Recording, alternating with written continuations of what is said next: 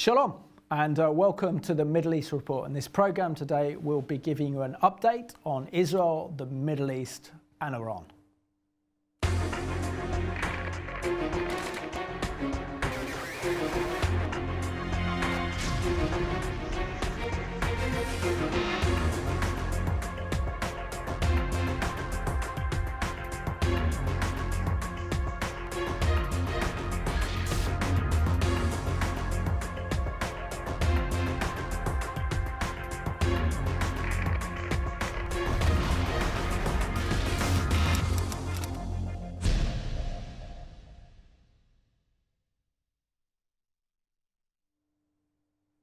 Warm welcome to the program, and today's guest is a good friend of mine. He's from Essex. His name is Peter Baum, and he is the foreign editor of the weekly Blitz and does so much work for Israel. Peter, welcome back to the program. Good to see you on the program in 2022. Thank you, Simon. It's a pleasure to be here. Absolute pleasure.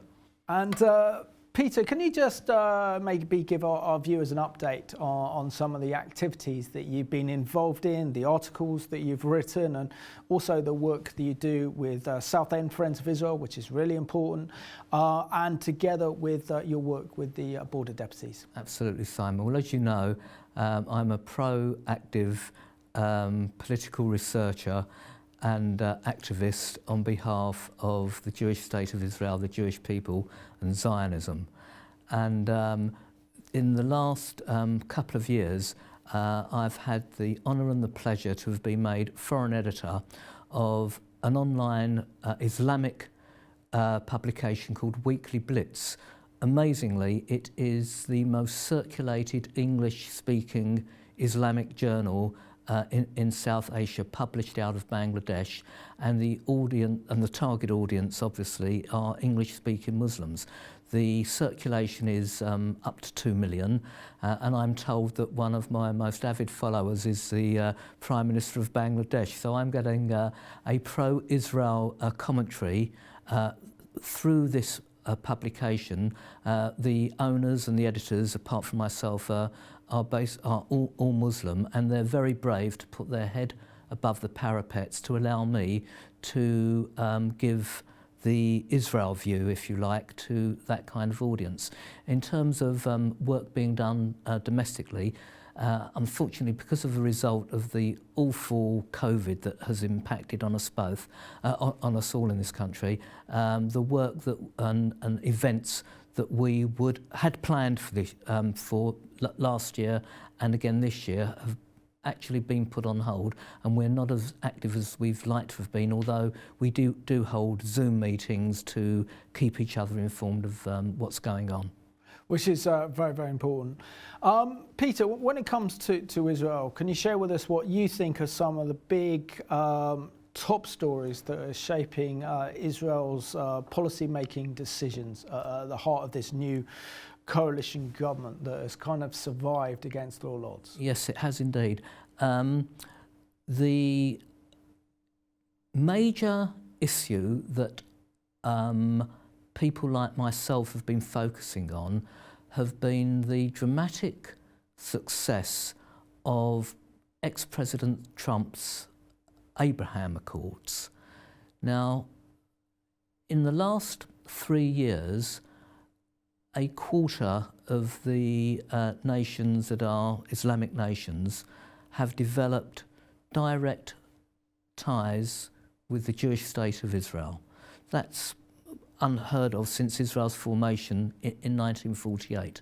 At least another quarter are having what I call indirect direct relationships with Israel. So, for example, we know just very recently Indonesia sent a whole delegation of diplomats, administrators, doctors, etc., supposedly to find out what was how Israel was handling the COVID crisis. But we know actually there's more. That was the story that was given, and indeed it was part of it, but there was much more to it underlying that. And we would hope in the next 18 months certainly to see more direct relationships opened between Israel and Islamic countries. That is a body blow for organisations like BDS and, for example, the Republic of Ireland, both of whom are trying to criminalise trade with Israel, and yet Israel's trade with the world of Islam is going on an unstoppable upward trajectory, helping the economies of the Islamic nations as well, and those ties will continue to develop, in my opinion, for the next decade and onwards. Because it's quite incredible to think that, and I have read recently that Indonesia could be part of the Abraham Accords. Absolutely. Which means that they have the largest Muslim population of any country in the world, and then to sign a kind of peace treaty with Israel, to be involved in, it's not just peace, is it? It's a kind of normalisation process that's taking place, something that was completely absent from Israel's peace treaties with Jordan, or Israel's failed negotiations with the Palestinians, and including the Egyptians as well. The Egyptians are getting warmer to Israel, we know that. But that would send a massive message of warning, wouldn't it, to the Palestinian Authority that Indonesia, which has the largest Muslim population in the world, has normalised relations with Israel. Yeah, you're absolutely correct, Simon, but it goes deeper than that, and the world of Islam is changing dramatically. Just to give you an idea, previously, or up until now, the education curriculum within schools in, say, Saudi Arabia and the United Arab Emirates, etc., has been very, very biased and antagonistic towards the Jewish state of Israel.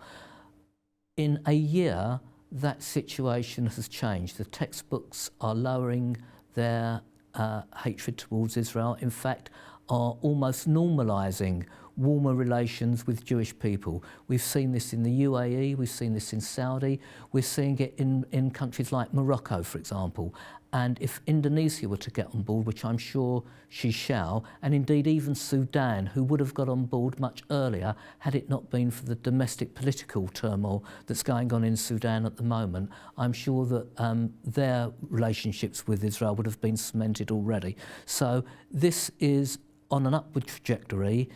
As I said before, it's devastating to the likes of BDS and countries like the Republic of Ireland and all the Israel haters out there. But if you just look at the statistics in terms of the economic growth that Israel is developing in just trade relations with these countries, it's growing and growing and growing, and hopefully other Islamic countries will get on board, including Indonesia, the largest population of Muslims in the world in a particular country, and that surely has already sent a signal to the Palestinians.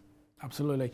And also, in your opinion, the government of Naftali, Bennett and Yair, Lapid is still going strong, which many thought that this would be impossible, particularly because of the opposing ideologies from the left of the coalition government and to the right of it.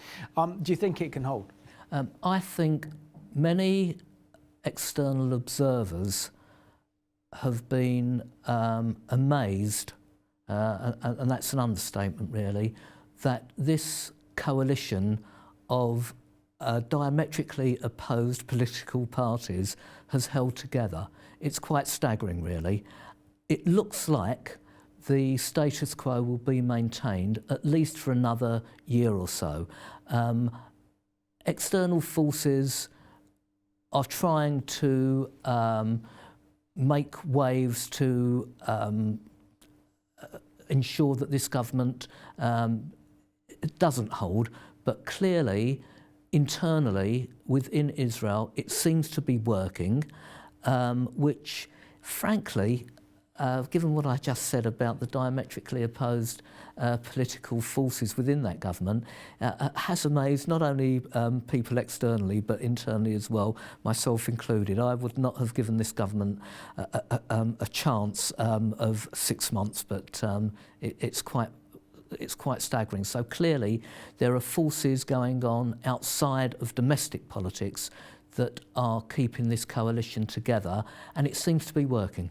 Absolutely. And when we talk about the Middle East, we can't ignore the danger posed by Iran, and particularly its pursuit of wanting to acquire nuclear weapons. The world's most dangerous regime is on the verge of having the world's most dangerous weapon. And if we look at the last few weeks in 2022, we've also seen a massive rise of Iranian antagonism, particularly with their new hardline government put in place. And Raisi, the new president of Iran, I think he's called the Butcher of Tehran, when he was judged responsible for the deaths of thousands of ordinary Iranians protesting in their freedoms.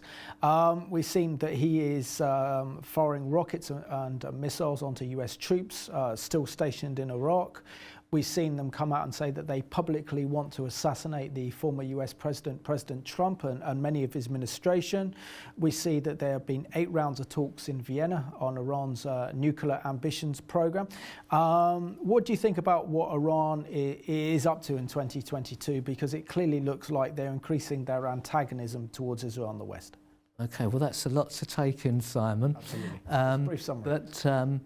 But let me give you, what I love about being on a programme like this, it allows the narrative to diversify from what mainstream media is reporting and to give our audience a different and clearer picture of what's actually happening in Iran.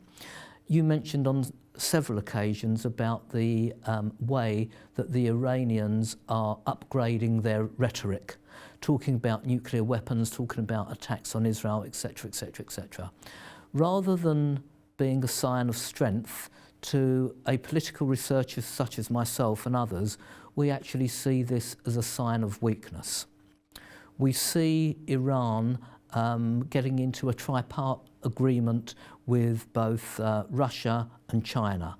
Now, that should be seen as Russia and China believing that the Biden administration is a weak administration. And we've seen what Russia are doing in Ukraine. We've seen what China are doing in Taiwan. These manoeuvres are testing the Biden administration, who, as I've said, both the Chinese and the Russians deem as being weak.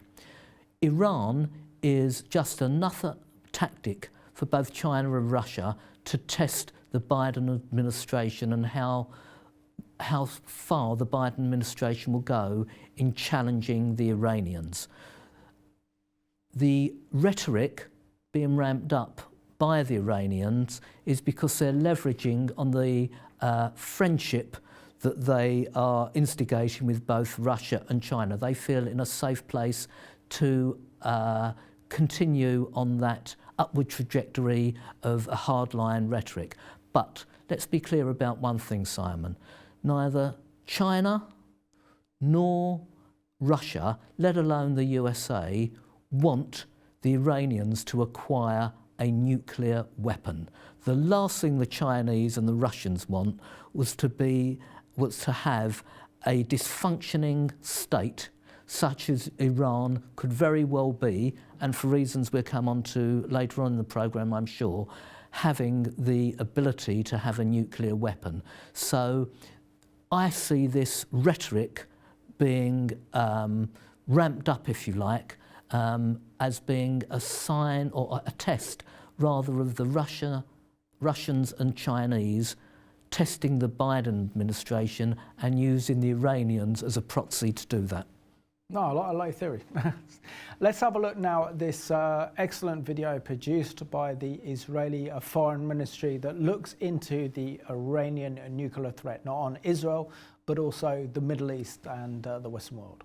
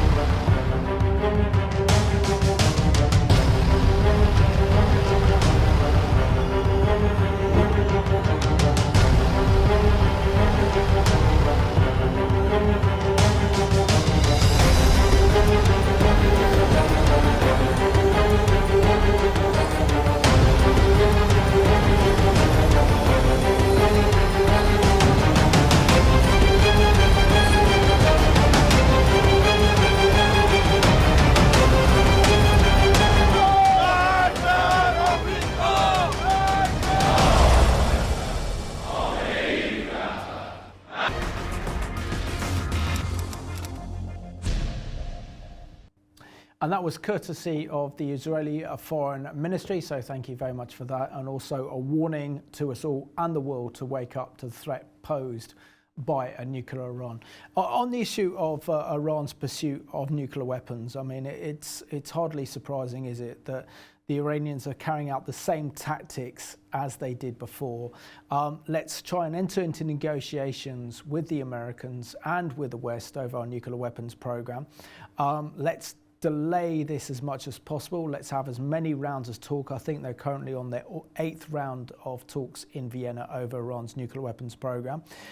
As a means to buy time, it allows themselves to kind of perfect and get to that place where they have enough enriched uranium to make plutonium that makes a nuclear weapon.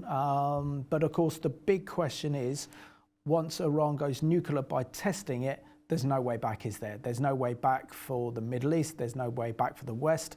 Iran will have nuclear weapons and will pose a genocidal threat to the world. Again, you're right, but I'm going to have to draw you back and, again, in my work as a political researcher, bring some kind of reality to this.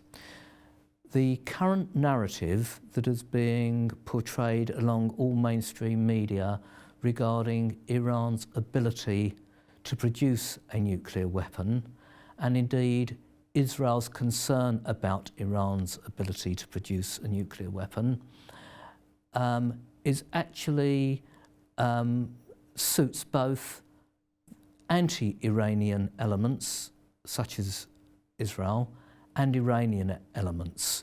It helps Iran domestically, and it helps Israel's cause geopolitically to keep the pressure on Iran.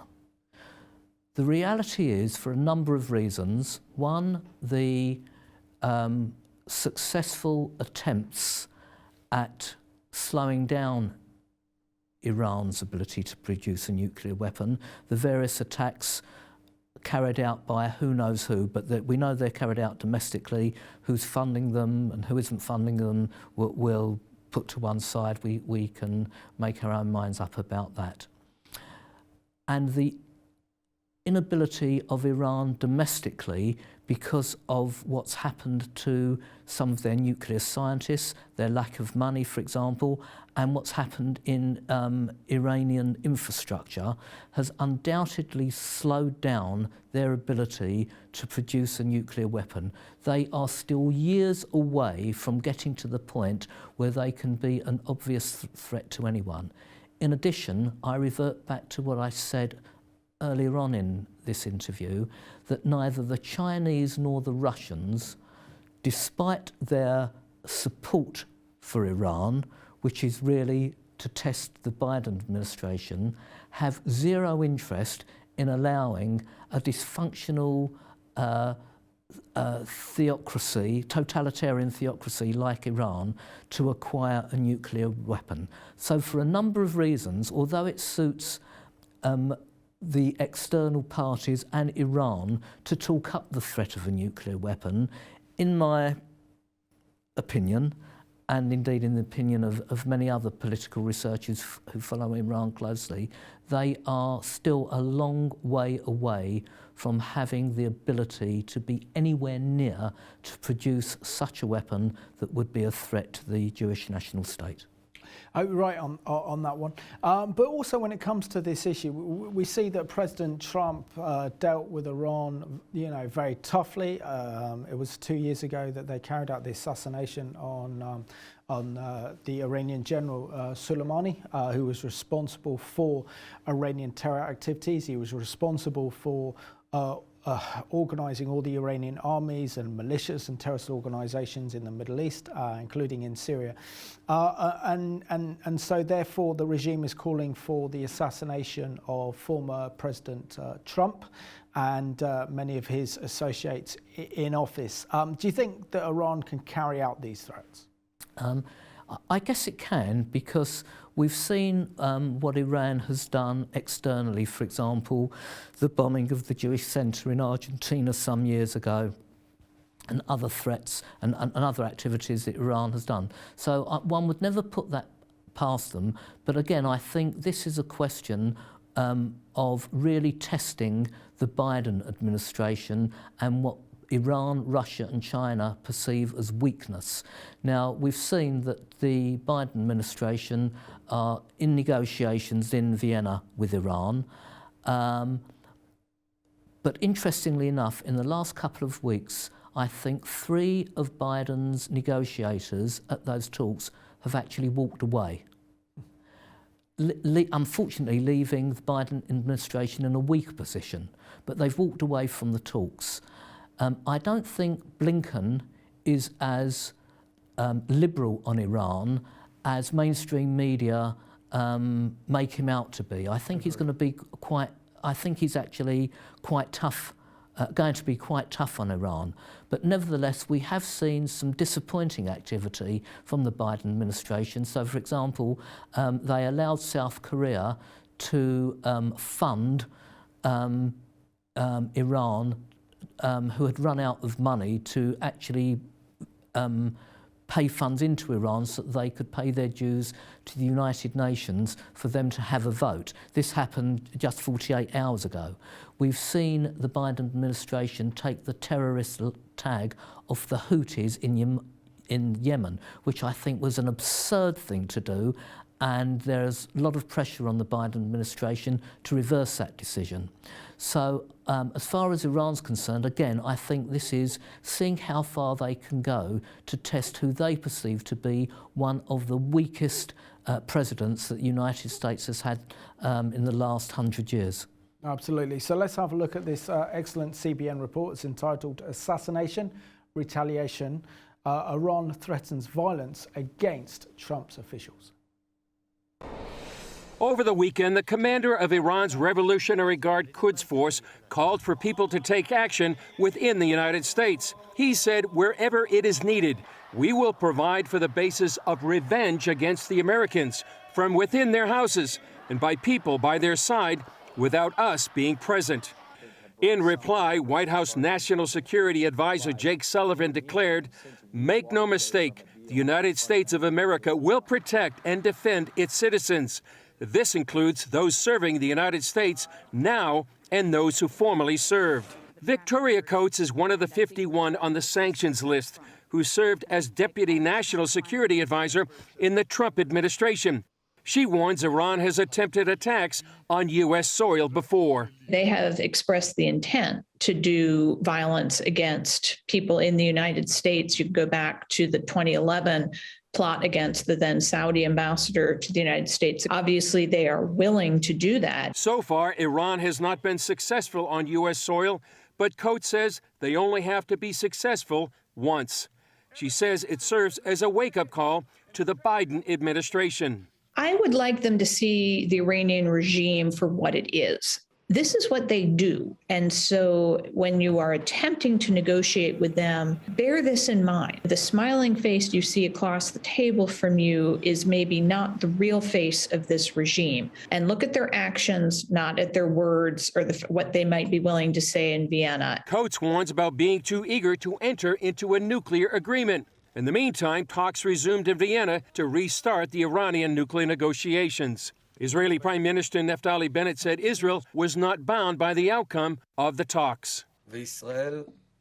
Israel will continue to maintain full freedom of action anywhere and at any time without restrictions. Former Israeli ambassador to the U.S. Congress, Yoram Ettinger, warns the U.S. administration is misjudging the Ayatollahs. They seem to believe that the Iranian Leopard can be induced to change its spots. The current administration in Washington assumes that terrorism in general is driven by despair, not by fanatic religious vision, but sadly divorced from reality.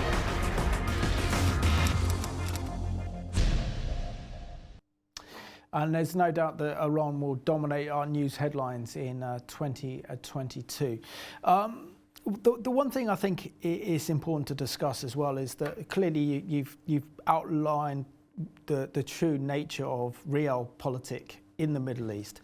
And this is really kind of testing where the Biden administration is. And they've shown nothing but weakness when it comes to Iran. The awful US withdrawal from Afghanistan in August of 2021 showed that the Iranians should have nothing to fear from this American administration.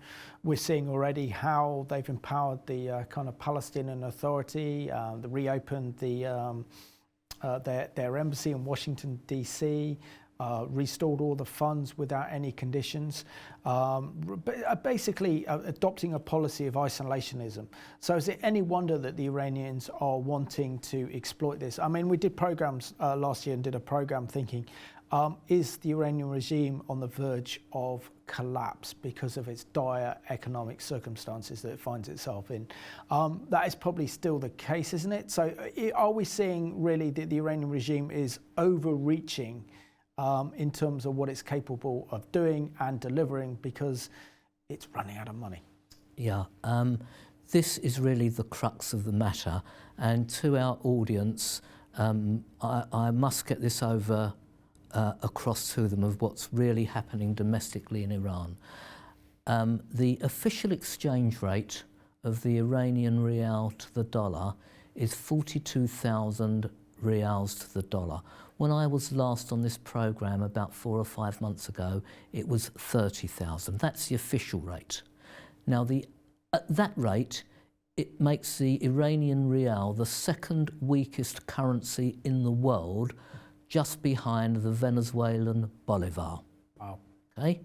Now, the unofficial exchange rate, because going to the bank with a dollar and getting 42,000 rials for it hardly buys you a loaf of bread and a roll of toilet paper. The unofficial exchange rate, what the market traders are giving for $1, is 275,000 rials for the dollar. No one wants rials, it's worthless. Any dollars that are being stored are trying to be taken out of the country.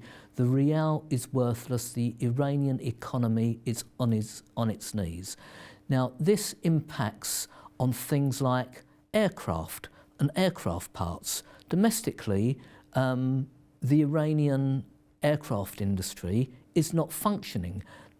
To go from one place in Iran to another on an aircraft that is falling apart, one wouldn't do. Also, unfortunately for the Iranian population, they are subject to natural disasters, virtually 1 or 2 earthquakes a week, albeit on a low scale, anything from 4.5 to 5.2, which doesn't necessarily cause scores of deaths, but impacts on the infrastructure of the country, power lines, roads, ports, etc. 27 out of 31 Iranian provinces cannot function as a county in the United Kingdom functions with traffic lights and roads and hospitals and that kind of thing because of the lack of funds to repair and the natural disasters that are befalling it. And there's another thing that's impacted on Iran, and that's COVID, as it's impacted on every country in the world. Now, the official figures coming out of the Iranian state media are that 6 million Iranians have suffered from COVID and 132,000 have actually died from it. The unofficial figures coming out from other media sources are a multiple of 5 to 6 times that. So maybe 30 million Iranians have suffered from it, and as many as maybe 600,000 have actually been affected by it. Now, this also has an impact on the well-being and the economy of a country. So the actual domestic economic turmoil that's going on in Iran is having the biggest impact on how the totalitarian theocracy of Iran can function. What does this mean to their proxies in Yemen, in Iraq, in Lebanon, etc.? Well, let's take each one that it comes. Say the Houthis. It looks to all the world that the Houthis over the last 2 years have been amazingly successful in challenging the Saudi and UAE in Yemen. Yemen is a wreck of a country now, but very recently the Saudis and the United Arab Emirates have really devastated Yemen and the Houthis.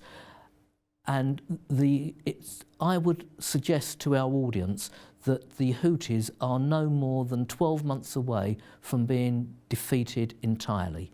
In Iraq, for the first time, where Iranian, the Iranian power within the Iraqi government has been totally devastated. The elections that took place about 2 months ago, the Iranian Shia minority had 48 seats in the Iraqi parliament. That is now down to 17 seats. 17 seats. Not only that, but 300 Iraqi parliamentarians, academics, and other dignitaries actually went on a march demanding normalisation of relationships with Israel. Mm-hmm. That's never been heard of before. And in Lebanon, we've seen the devastation that the Iranian-backed Hezbollah have had on the well-being of the country of Lebanon. So Iranians' proxies in those three countries have had a devastating effect, and Syria as well, obviously. Syria, Yemen, Iraq and Lebanon are countries that could not surmount any kind of challenge to the well-being of the State of Israel because of the devastation that Iranian-backed proxies have caused. And the reverse has happened, Simon, where there's now been a counter to those Iranian-backed proxies, such as I've mentioned in Iran, and we've already seen it in Lebanon.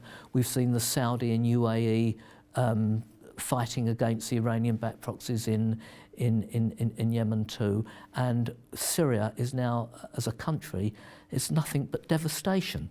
So and it's been costly for the Iranians. It's cost them billions of dollars to support these proxies over the last decade, let's say. So domestically, their economy is in free fall. They've been using all their funds to prop up the proxies, and domestically, the Iranian opposition is gaining strength. No, which is quite incredible because all these foreign wars are very, very expensive, particularly for the Iranian regime.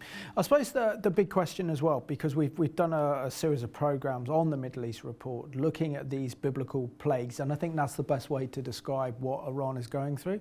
The biblical plagues, I mean, firstly, we had the earthquake, which devastated the country, followed then by bird flu, followed by the flooding, as you mentioned, destroyed 27 provinces out of 30-something provinces in Iran, together with COVID-19. And even last summer, they reached temperatures unknown in Iran's history since the revolution in '79, with even a former Minister of Agriculture saying that we expect to see 60% flight of our population free Iran because of the mismanagement of water. So it does seem that the Iranian regime is under a kind of apocalyptic judgment, and what's happening to Iran is pretty unique compared to other countries. But do you think that this is enough to destabilize the regime? Is it enough for allow the Iranian people to really speak up against the regime as they did in the early days of '78, and can they do again, and can the Iranian people gain their freedom? When a regime has to execute its opposition, that is the beginning of the end of the regime. Now, I've spoken about the politics of the situation, and you've mentioned about the natural disasters that have befallen Iran in the last couple of years. Those natural disasters are having a devastating impact on the functioning of Iran. It's basically a non-functioning country. Water, agricultural crop yields are down 80% from last year because of a combination of drought and water desalination issues. It can't function. The earthquakes, we know that Iran is on an earthquake zone anyway, but this year and last year they seem to have had 3 times as many as is the norm. We've had, as you've mentioned again, COVID. All these things, and bird flu again some 18 months ago. All these combined natural disasters have had such a devastating impact that it is galvanizing even those of the Iranian population who are believers in the Iranian Shia methodology. And what we don't see on our news, but what is happening in various cities and towns and provinces within Iran, virtually every month are opposition groups coming out and protesting violently against the regime. Now they are being met with violence, and unfortunately scores of people have been killed, imprisoned, tortured when they dare to protest. But one can see, because of what's been happening in the last 2 years, that this regime is on the brink. With God's will, it may not last too much longer. It's just hanging in there by a thread. And given the opposition to the Iranian proxies in the countries that we've mentioned, such as Lebanon and Iraq and Yemen, that also is going to put additional pressure on this regime, and it seems unlikely that it will be the same government in power, let's be realistic, within 3, 4, 5 years. And of course they're desperate for the US sanctions relief so they can rebuild. Which hasn't happened, economy. yeah, absolutely. I mean, they see Biden as easing up on that, but I don't think even he will give them 50% of what they want. What do you make of the this week that the Iranian president Ibrahim Raisi has been on a 2-day official visit to Moscow? He's privately sat down and met with President Putin, despite the fact that Putin is preparing for a war against the Ukraine. And he's also addressed the Russian parliament, which to my knowledge is the first time any Iranian leader has done so. Yeah. Well, again, I see this geopolitically as actually testing the Biden administration.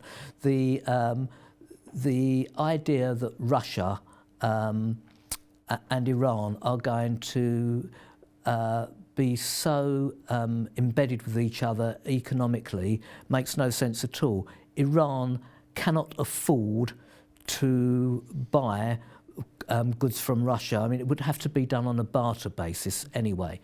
So I think this is. I would expect the Iranian president to go on a similar mission to China in the next few months or so. But again, I have to go back to what I keep repeating. This is really to test Biden, and not because Russia and Iran are so economically infatuated with the Iranian regime, who have nothing to offer other than the troops, for example, that Iran have given to Syria to prop up Assad, rather than Russia having to put their troops in. Russia are quite happy for their Iranian puppets to put their troops on the line and not Russian troops. That makes a lot of sense. I was just going to read you out a statement made by the Iranian president, Raisi, or should I call him the butcher of Tehran. He says, "We are not seeking a nuclear bomb. It has no place in our defense strategy," Raisi declared in a speech at Russia's lowest parliament on January the 20th, as he referenced the 2003 fatwa or religious decree issued by the Supreme Leader Ayatollah Ali Khamenei in a prohibition of atomic weapons, while expressing readiness for maximum engagement with the world. Rassisi vowed not to back off in his fight against the US, which he says seeks to violate our nation's rights. The Iranian president announced his government is serious about reviving the 2015 nuclear deal. He said, but only if the other parties are also serious for a genuine and effective relief of sanctions. Now, we know with the regime, they lie, and the whole foundation of their regime is based on lies. And of course, the Iranian people are seeing that for themselves. But isn't there a great danger, really, that he's trying to convince the Russians, and particularly Putin, that Iran has no ambition for nuclear weapons, yet all the evidence is to the contrary? Actually, Simon, I very rarely disagree with you on these matters, but on this one I will do. And let me explain my logic for doing so. Those statements made by the Iranian president must have been music to the ears of the vast majority of the Russian parliament. Let me explain why. He stated that his country was not seeking to acquire a nuclear bomb. Now, as we've said previously, the last thing that the Russians want is a dysfunctional totalitarian theocracy, Islamist totalitarian theocracy, to have a bomb. The Russians are no friends of Islamists, as we've seen with their treatment of, say, the Chechens. Absolutely, yeah, good example. So having an Iranian regime such as the one that currently exists with a nuclear bomb would be a red zone area for the Russians. Even worse would be if the Iranian regime, having acquired a nuclear bomb, were toppled by a domestic opposition that was friendly to the USA, as the opposition is. So on two counts, there is no way, in my opinion, that the Russians would even allow the Iranians to acquire a nuclear bomb, knowing full well that the opposition in Iran is growing and that the Iranian economy, for reasons we've suggested, is clearly not functioning at the moment. If an opposition ever got into power in Iran, which we hope and pray that they do, sanctions would be lifted, the US would be in, and all of a sudden Russia could be faced with the scenario of a hostile neighbour, US-backed and with a nuclear bomb. So for logical reasons, there is no way, in my opinion, that Russia would want Iran to even get to that stage, although the rhetoric that Iran uses in the Vienna talks and at the UN and in threatening the USA is quite pleasing to the Russians, because again, it's being used to test the Biden administration. And also talking about the cooperation between Russia and Iran and China, they said that work has already started on drafting a 20-year, this is with Russia, a 20-year Iranian-Russian partnership deal. That the two sides agreed of opening a $5 billion credit line, which Tehran needs to following Yongli's crippling and international banking restrictions. But the main thing they're talking about is how that Russian naval ships are visiting Iran to prepare for a joint military exercises between the two countries and China. And Russia's Pacific Fleet on Tuesday said that a missile cruiser, an anti-submarine warfare ship and a tanker anchored off the offshore at the port of Chabahar in southeastern Iran, and the ships have departed from Vladivostok last month. Now, surely when we're seeing these things happen, that because America is perceived as being very weak at the moment, we're seeing that the Iranians are getting close to the Chinese and to the Russians, almost forming an anti-West bloc. And of course then motivated by the same ideology, and that's hatred of the West, coming together and practicing naval operations. Now, isn't this a troubling development? Yeah, it is troubling, but again, I see this as being a challenge to the United States and to NATO, and an indication of how far both the Russians and Chinese can go with their own colonialism. again, I hark back to what China wants to do with Taiwan and what Russia want to do in the Ukraine. Now, we are at a point now of heavy rhetoric on all sides, but I see both the Russians and the Chinese actually using the Iranians as puppets and an aid to help them in their opposition to the Biden administration and to NATO.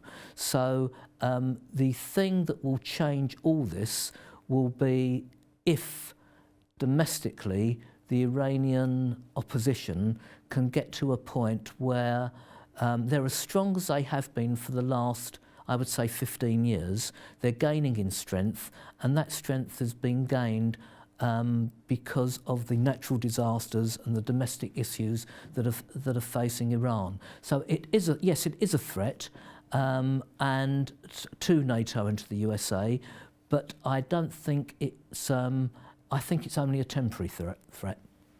So let's move on to another item, and this is the United Nations UN resolution outlawing Holocaust denial and also tackling anti-Semitism.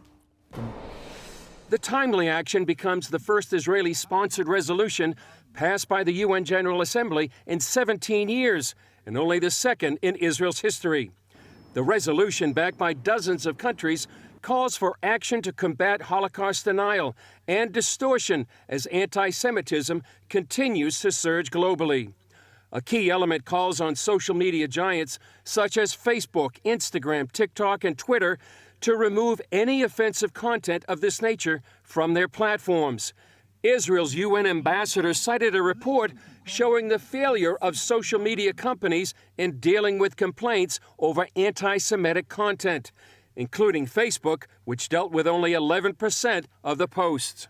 Former Israeli ambassador to the UN, Danny Danon, tells CBN News why this resolution is so significant. Unfortunately, today with social media, we are seeing a wave of anti-Semitism, a wave of Holocaust denial, and I think the fact that the UN General Assembly will adopt a majority resolution saying that all countries should fight Holocaust denial, should educate about the Holocaust, is very important. Thursday's vote also came on the 80th anniversary of the Wannsee Conference.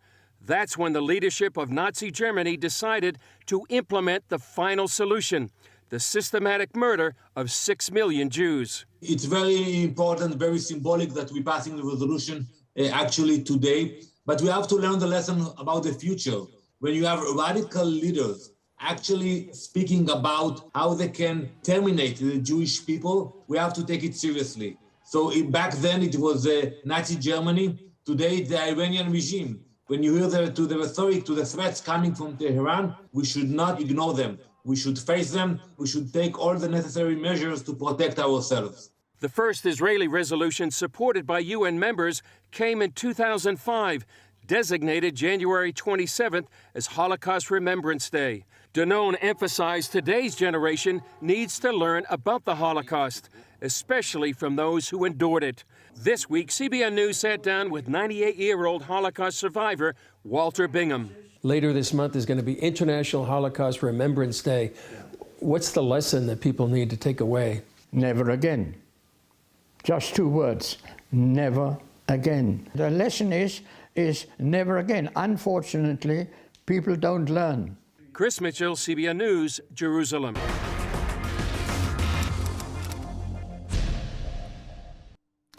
Very unusual to hear a good news report coming out of the United Nations regarding Israel.